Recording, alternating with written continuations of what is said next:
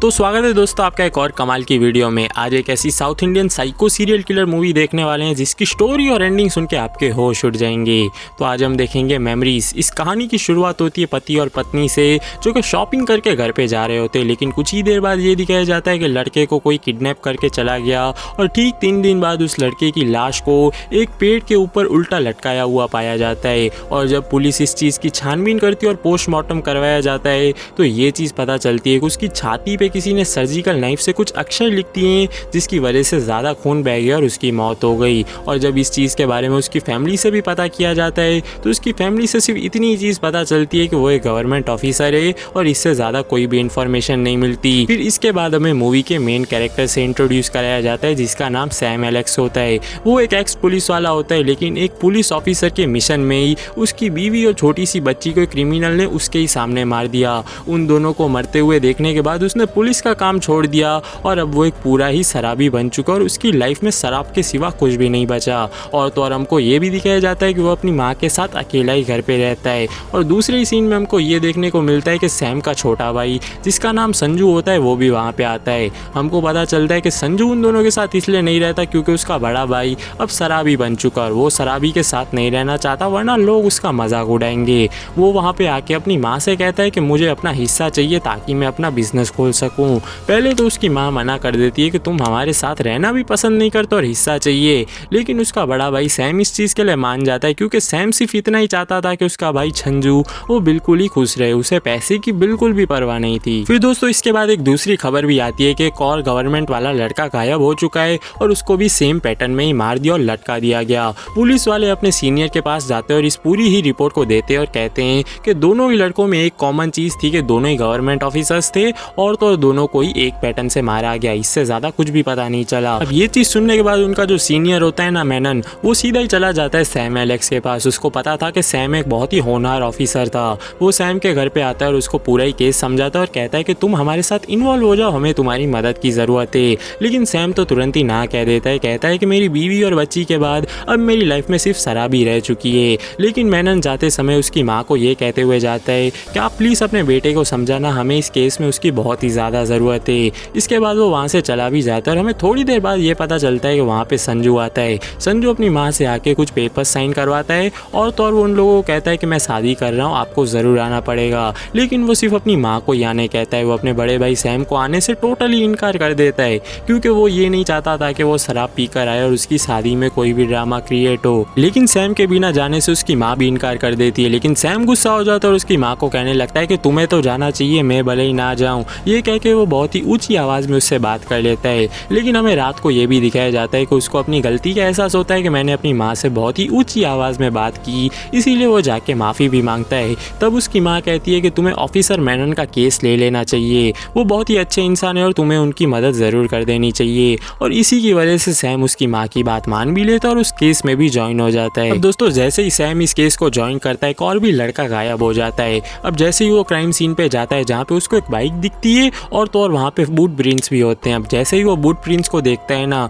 तो उसको ये पता चल जाता है कि जो भी सीरियल किलर है ना वो हैंडीकैप्ड है, क्योंकि एक बूट प्रिंट बहुत ही ज़्यादा बड़ा था तो एक बहुत ही छोटा। इसका मतलब तो ये कंफर्म हो चुका है कि जो भी साइको है वो ज़रूर ही अपाहिज है और वो एक हैंडीकैप है। फिर दोस्तों रात को दिखाया जाता है कि सैम जो छाती पे अक्षर लिखे गए थे ना किलर के द्वारा विक्टिम्स की छाती पे, वो उनकी प्रिंट्स निकाल के सीधा ही चला जाता है फादर के पास चर्च में। वहाँ पे फादर से उसको ये पता चलता है कि ये एक अरेबिक भाषा है जो कि जीसस यूज़ किया करते थे और थोड़ी सी पूरी इन्फॉर्मेशन निकाल भी लेता है। और दूसरे दिन वो अपने सीनियर ऑफिसर्स के पास जाता है और उनको सारी इन्फॉर्मेशन देता है कि जो किलर है वो एक हैंडीकैप है और तो और वो जीसस का फॉलोअर भी है। जितने भी लोगों को वो मार रहा है वो उनको उनकी कर्मों की सज़ा दे रहा है, बिल्कुल जैसा कि बाइबल में लिखा भी हुआ है, आप लोग पढ़ भी सकते हो। फिर दोस्तों दूसरे दिन ये पता चलता है जो कि तीसरा लड़का गुम हुआ था ना उसको भी किलर ने सेम पैटर्न में मार दिया और उसकी भी लाश मिलती है। लेकिन जैसे ही क्राइम सीन पे अपना सैम जाता है ना उसको और एक चीज़ क्लियर हो जाती है, वहाँ पे गाड़ी के निशान होते हैं और जो पहली 2 चीज़ें हुई थी ना मौत की, वहाँ से भी उसको कुछ ऐसे ट्रेसेस मिले थे और उससे वो अपने सीनियर्स को जाके ये बताता है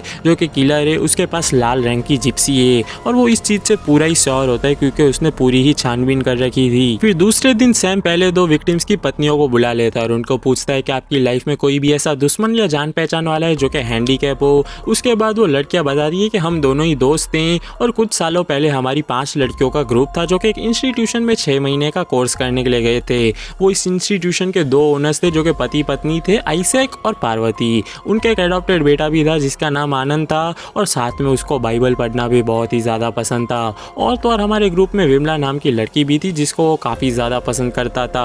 लेकिन हम पाँचों ही लड़कियाँ इतनी ज़्यादा शरारती थीं, इसी की वजह से पार्वती मैम ने हमारे पेरेंट्स को बुला के हमारी कंप्लेंट कर दी थी, जिसकी वजह से हमको काफ़ी डांट पड़ी थी और ये चीज़ हमको बिल्कुल भी नहीं पसंद आई। और इसी की वजह से हम पार्वती और आइजैक ये दोनों से ही बदला लेना चाहते थे और बदला हमने लिया ये आनंद के थ्रू। और ऐसे ही वो पांचों लड़कियां आनंद का फ़ायदा उठा के उन दोनों पति पत्नियों से ऐसे ही अपना बदला लेना चाहती थी। जहाँ पे एक दिन वो विमला का शर्ट फाड़ के आनंद के पास भेजती है और आनंद को कहती है कि तुम्हारे पापा आइजैक ने मेरा ये हाल किया, और आइजैक के पास जाके वो कहती है कि आपके बेटे आनंद ने मेरा ये हाल किया। इसी की वजह से वो दोनों ही बाप बेटे में झगड़ा हो जाता है और उन दोनों में झगड़ा देख के लड़कियां काफ़ी खुश हो रही थी भाई। और ऐसे ही वो लोग सर को कहती है कि इसके बाद हमने आनंद और आइजैक सर दोनों में से किसी को भी नहीं देखा। अब दोनों ही लड़कियों से ये पूरी कहानी सुनने के बाद सैम सीधा ही उस इंस्टीट्यूशन पे चला जाता है, जहाँ पे उसको पता चलता है कि इंस्टीट्यूशन तो बंद हो चुकी है और वहाँ पे एक मेड होती है जो कि बताती है कि उन दोनों के झगड़े में आइजैक सर का एक एक्सीडेंट में ही मौत हो जाता है, जो कि ऊपर से ही गिर जाते हैं।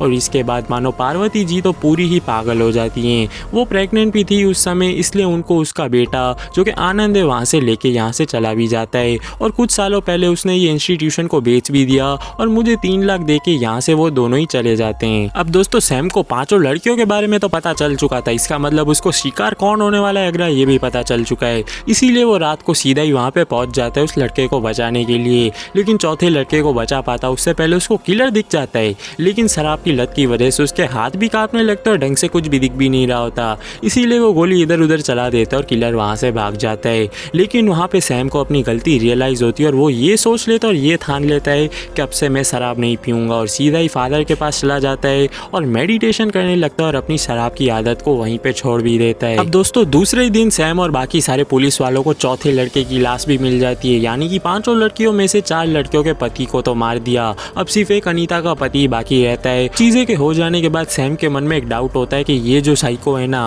वो इन्हीं के डिपार्टमेंट से होगा, क्योंकि हर बार वो उनसे एक कदम आगे ही रहता था।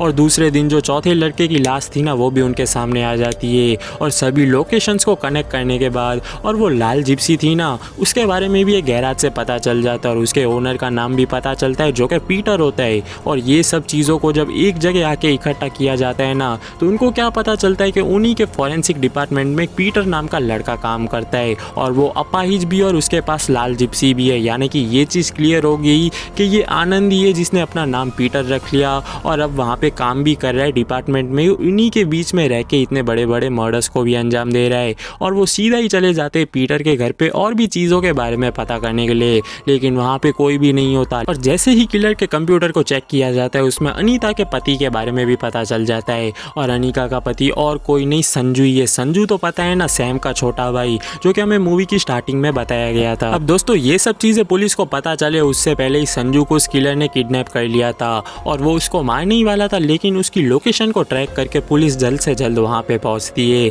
अब सैम वहाँ पे पहुँच चुका है, ये चीज़ किलर को भी पता चल जाती है और वो बहुत ही ज़्यादा शातिर था, इसीलिए वो बहुत सारे LPG सिलेंडर्स को भी वहाँ पे खुला छोड़ देता है ताकि उसके ऊपर गोली चले तो वो सभी लोग वहाँ पे मर जाएं। लेकिन दोस्तों जैसा कि हमको पता है कि सैम एक बहुत ही शातिर और दिमाग वाला पुलिस ऑफिसर है, उसको ये सब चीज़ें ट्रेनिंग में सिखाई हुई थी। बाजू में ही एक वाटर एक्वेरियम पड़ा होता है जिसकी मदद से वो गोली को फायर करता है और फायर करते समय फ्लेम्स बाहर नहीं आती और वो ऐसे ही किलर को मार देता है और अपने भाई को बचा भी लेता है। और तो और मूवी की एंडिंग में हमको ये भी दिखाया जाता है आनंद और पीटर नाम का जो किलर होता है ना उसकी एक छोटी सी बहन भी होती है, यानी कि पार्वती की बेटी, जिसको हमारा सैम घर पे लेके आता है और इसी के साथ ये मूवी भी खत्म हो जाती है। अगर मूवी अच्छी लगी हो तो इस वीडियो को लाइक, चैनल को सब्सक्राइब करना मत भूलना। मिलते हैं एक और नए वीडियो के साथ।